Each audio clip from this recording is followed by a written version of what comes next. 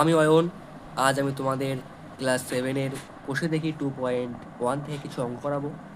তো এখান থেকে 1 দাগ থেকে 8 দাগ আজকে আমরা করবো। তো এর মধ্যে 4, 5 আর 8 দাগ ভেরি ভেরি ইম্পর্টেন্ট, তোমরা দাগিয়ে নাও। তো আজকে আমরা তাহলে শুরু করি অঙ্কগুলো। প্রথম অঙ্কটা দেখো কি বলেছে। 1 কিগ্রা চালের দাম 40 টাকা ও 1 কিগ্রা ডালের দাম 100 টাকা। চাল ও ডালের অনুপাত কত হিসাব করি। তো আমরা পাতিয়ে নিয়েছি অঙ্কটা। দেখো, 1 কিগ্রা চালের দাম 40 টাকা ও 1 কিগ্রা ডালের দাম 100 টাকা। তাহলে আমাদের অনুপাতটা চেয়েছে। তাহলে অনুপাত করতে কী করতে হবে দেখো। অতএব চাল ইস্টু ডাল, তো চালের দাম হলো 40 টাকা ইস্টু ডালের দাম হলো 100 টাকা।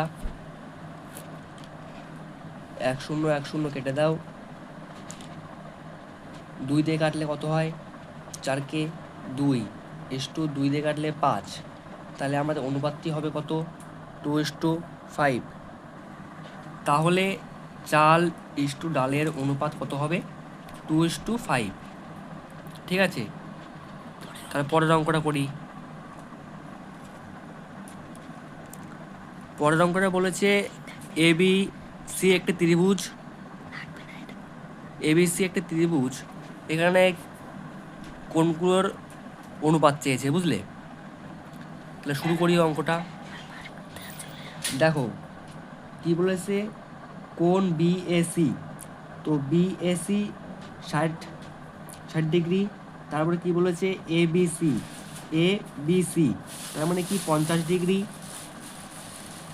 ইস্টু, তারপরে কি বলেছে ACB, ACB equal to 70 degree. ঠিক আছে, তারপরে এই শূন্য এই শূন্য এই শূন্য কেটে গেল।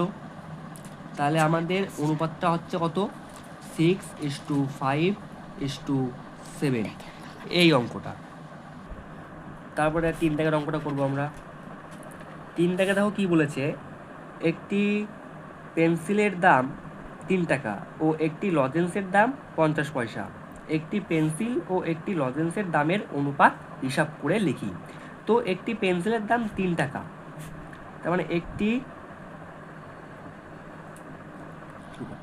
একটি পেন্সিলের দাম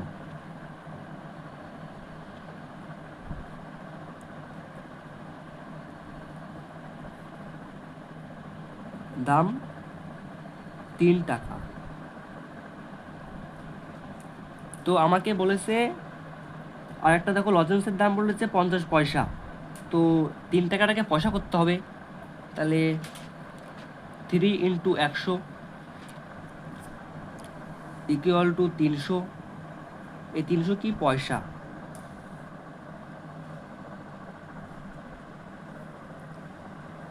তারপরে একটি লজেন্সের দাম 50 পয়সা। হ্যাঁ, তাহলে একটি লজেন্সের দাম 50 পয়সা। তাহলে আমাদের কী চেয়েছে দেখো, বলেছে একটি পেন্সিল ও একটি লজেন্সের দামের অনুপাত। তো অতএব পেন্সিল ইস্টু লজেন্স,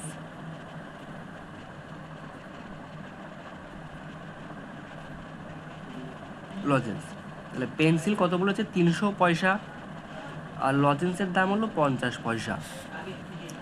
অতএব এই শূন্য এই শূন্য কেটে দাও। এই 5 দিয়ে কাটলে কত হয়? 5 × 30, 6:1। তো এই যে এখানে আমি যেমন কেটেছি, এই যে জিরোগুলো কেটে দিয়েছি, এরকম করে কাটবে না এখানটায়। এটা তোমাদের সুবিধার্থে আমি এখানে কেটেছি, কিন্তু এগুলো মনে মনে কাটবে। ঠিক আছে, তাহলে পেন্সিল ইস্টু লজেন্সের অনুপাত কত হচ্ছে? 6:1। তাহলে আমরা পরের অঙ্কটা করি। এবার লিখলাম না এখানটায়, তবে 4 দাগের অঙ্কটা করি। তাহলে 4 দাগে দেখো কি বলেছে, একটি আধুলি। 4 দাগটা কিন্তু খুবই ইম্পর্টেন্ট, ঠিক আছে? এটা স্টার মারো, এটা পরীক্ষার জন্য কিন্তু খুবই গুরুত্বপূর্ণ। তো একটি আধুলি, একটি 1 টাকা ও একটি 2 টাকার মুদ্রার মূল্যের অনুপাত লিখি। তো একটি আধুলি বলতে কি বোঝায় বলো তো? 1 টাকার অর্ধেক। তো আমরা 1 টাকার অর্ধেক বলতে কি বুঝি? 50 পয়সা। তো আধুলি বলতে কি? 50 পয়সা। তাহলে আমরা শুরু করি। একটি আধুলি, তাহলে এখানে আধুলি,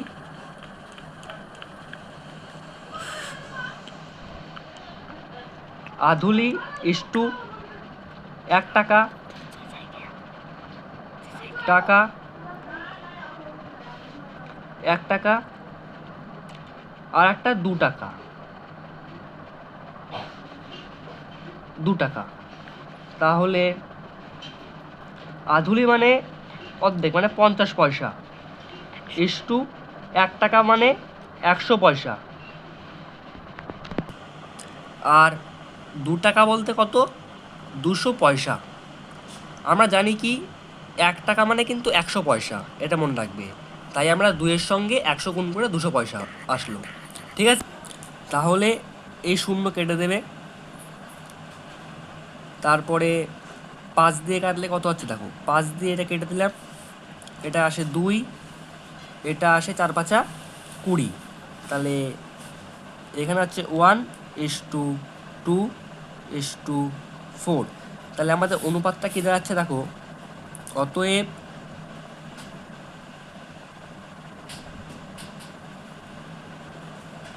আধুলি ইস্টু 1 টাকা ইস্টু 2 টাকা, অনুপাতটা কী দাঁড়াবে? 1:2:4। ঠিক আছে, তোমরা বুঝতে পেরেছো? তো আমরা পরের অঙ্কটা করবো আবার। তো আমরা 5 দাগ শুরু করব এখন। তো অঙ্কটা যদি কোনো সময় বুঝতে না পারো তো অঙ্কটা দুবার পড়ে নেবে। তো আমরা শুরু করি। উমার বয়স 12 বছর 6 মাস,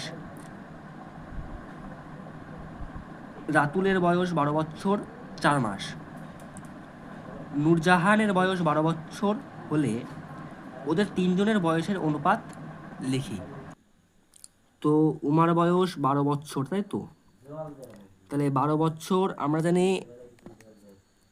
12 মাসে হয় 1 বছর, তাহলে এর সঙ্গে 12 গুণ করতে হবে, তাহলে আমরা মাস পাবো।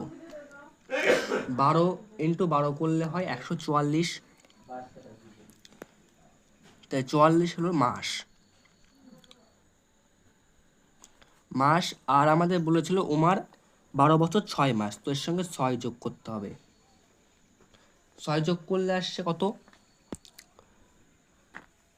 150 মাস। তারপরে আসছে রাতুল। রাতুল ইকুয়াল টু, রাতুলের বয়স কত? 12 বছর 4 মাস, তাহলে 12 × 12 ইকুয়াল টু 144 যোগ 4 মাস, তাহলে ইকুয়াল টু এটা কত আসছে? 148 মাস। আর একটা আসছে কে? নূরজাহান। নূরজাহান 12 বছর, তার মানে 12 × 12 ইকুয়াল টু 144 মাস। তাই 3 জনের অনুপাতটা আমার লিখতে হবে এখন। তাহলে উমা ইস্টু রাতুল ইস্টু নূরজাহান।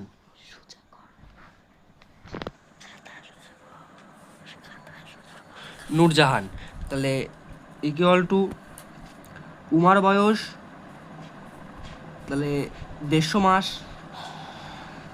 এটা 148 মাস, আর এটা 144 মাস। তো 2 দিয়ে কাটলে কত হয়? 75, 75। তারপরে আসছে 2 দিয়ে কাটলে 74, আর এটা 2 দিয়ে কাটলে 72। তো আর কাটা করে যায় না, তো এটাই উত্তর। তো আমরা পরের অঙ্কটা করি এবার। তারপরে 6 দাগের অঙ্ক। 6 দাগে বলেছে সমকোণী সমদ্বিবাহু ত্রিভুজের কোণগুলির অনুপাত। সমকোণী সমদ্বিবাহু ত্রিভুজ, ঠিক আছে? তাহলে কি বলেছে, সমকোণী সমদ্বিবাহু ত্রিভুজ মানে একটা কোণ সমান আর দুটো বাহু সমান, তাহলে একটা কোণ সমান 90 ডিগ্রি হবে আর দুটো কোণ কত হবে, 90 ডিগ্রির অর্ধেক, মানে এটা 45 ডিগ্রি হবে আর এটাও 45 ডিগ্রি হবে। তাহলে আমরা শুরু করি। তাহলে কোণগুলির অনুপাতটা কেমন হবে বলো তো, একটা হবে 90 ডিগ্রি, ইস্টু হবে 45 ডিগ্রি, আর একটা হবে 45 ডিগ্রি। দেখো যেহেতু এখানে 45 এখানেও 45 রয়েছে আর 90কে 45 ভাগ যায়, তাহলে কি করব, 45 দিয়েই ভাগ করব, 45 দুগুণে 90, আর 45 হচ্ছে 45 আর এটা 45 হচ্ছে 45, তাহলে অনুপাতটা কত দাঁড়ালো, 2:1:1, এই সমকোণী। 7 দাগের অঙ্কটাও সেমই, দেখো এটা বলেছে সমবাহু ত্রিভুজের কোণগুলির অনুপাত, সমবাহু ত্রিভুজ। তো দেখো 7 দাগের অঙ্কটা কি বলেছে, এখানে সমবাহু ত্রিভুজ বলেছে, সমবাহু ত্রিভুজ মানে কি, তিনটি কোণই সমান, ত্রিভুজটা তিনটি কোণই কী হবে, সমান হবে। তো তিনটি কোণ সমান বলতে এখানে লিখতে হবে, দেখো সমবাহু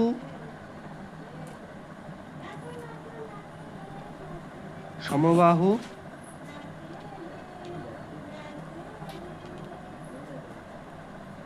ত্রিভুজের তিনটি কোণের অনুপাত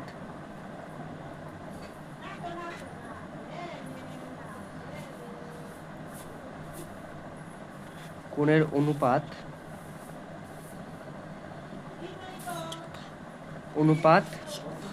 ইকুয়াল টু তিনটি কোণে কত হবে, 60 ডিগ্রি করে। কারণ আমরা জানি এই যে তিনটি কোণ মিলে হয় 180 ডিগ্রি, এই 80 ডিগ্রি যদি আমরা 3 দিয়ে ভাগ করি তাহলে কত হয়, 3 6 18 মানে 60 ডিগ্রি করে। তাহলে এইগুলো সবকটাই কেটে যাচ্ছে 60 দিয়ে ভাগ করি, তাহলে এখানে হচ্ছে 1 ডিগ্রি, এখানেও 1 এখানেও 1, তাহলে এদের অনুপাতটা কত আসছে, 1:1:1। এবার আমাদের আসছি 8 দাগের অঙ্কটা। এই 8 দাগের অঙ্কটা কিন্তু খুবই important, very very important, VBI, এটা কিন্তু পরীক্ষা তোমাদের আসবেই এবছর। তাহলে অঙ্কটা কি বলছে দেখো, পুলকবাবু ও মানিকবাবুর বয়সের অনুপাত 7:9, মানিকবাবুর বয়স 72 বছর হলে পুলকবাবুর বয়সের অনুপাত কত। তো এই অঙ্কটা আমরা এক্স ধরে করব, তাহলে পুলকবাবু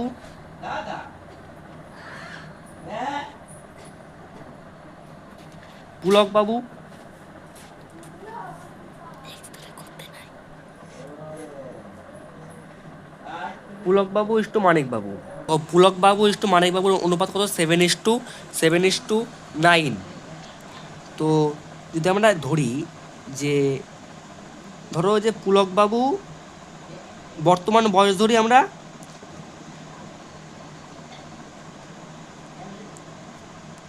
ধরি 7x, ধরতেই পারি যে পুলকবাবু মানে অনুপাত দিয়েছে, তো আমরা তো আসলে বয়স জানি না, তাই আমরা এক্স ধরে নিলাম এটাকে। তারপরে আমরা আসছি কি মানিকবাবু,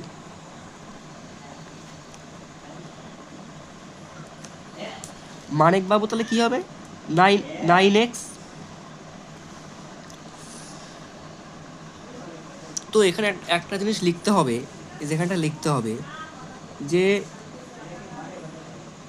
এই যে পুলকবাবু ও মানিকবাবু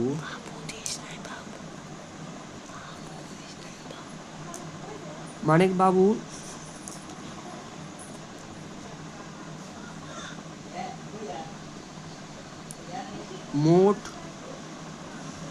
বয়স এক্স বছর, এটা লিখতে হবে প্রথম, হ্যাঁ, তারপরে এরকম করে লিখবে।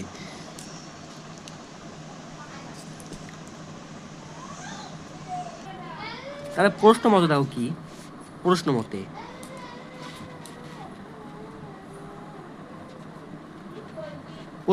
আমরা আগেই কিন্তু বলে দিয়েছি, এই যে আমরা এখানে ধরলাম 7x, পুলকবাবুর বর্তমান বয়স কি দাঁড়ালো 7x, তাহলে 7x ইকুয়াল টু, দেখো আগে আমাদের বলে দিয়েছে যে ও ওটা দেখো আমার একটু বলতে ভুল হয়েছে, এখানে পুলক বাবু না মানিক বাবুর বয়সটা আমাদের বলে দিয়েছে। তো মানিক বাবুর বয়স হলো 9x। হ্যাঁ, 9x ইকুয়াল টু 72, 72 বছর বলেছে। তাহলে আমরা দাঁড়াচ্ছি কি এক্স ইকুয়াল টু 8 নং 72, 8 বছর বছর। তো এবার আমাদের বলেছে কি মানিক বাবুর বয়স যদি 72 বছর হয় তো পুলক বাবুর বয়স কত। তাহলে অতএব পুলক বাবু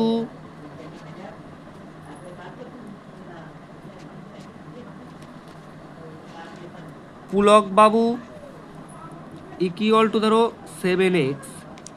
তো আমরা এক্সের জায়গা কত বসাবো, 8 বসাবো, 8 বছর। তাহলে তো 7 × 8 = 56 বছর। তো তোমার লাস্টে উত্তরটা লিখতে হবে। তো পুলকবাবুর বয়স 56 বছর। তো আজকের ভিডিওটা কেমন লাগলো বলবে কমেন্টের মাধ্যমে। তো আজকের অঙ্কগুলো কেমন লাগলো বলবে কমেন্টের মাধ্যমে। যদি ভালো লাগে অবশ্যই লাইক, কমেন্ট, সাবস্ক্রাইব করতে ভুলবেন না। তো বন্ধুদের অঙ্কগুলো শেয়ার করে দিও। যদি এই অঙ্কগুলো একবার বুঝতে অসুবিধা হয় তো আরেকবার দেখে নিও ভিডিওটা। তো ধন্যবাদ, সবাই ভালো থেকো, সাবস্ক্রাইবটা করতে ভুলো না। পার্ট 2-এ আমরা পরের অঙ্কগুলো করে দেব। আজকে আমরা 8 দাগ অবধি করলাম, তো কালকে আমরা 9 দাগ থেকে শুরু করব। ঠিক আছে, অনেক অনেক ধন্যবাদ।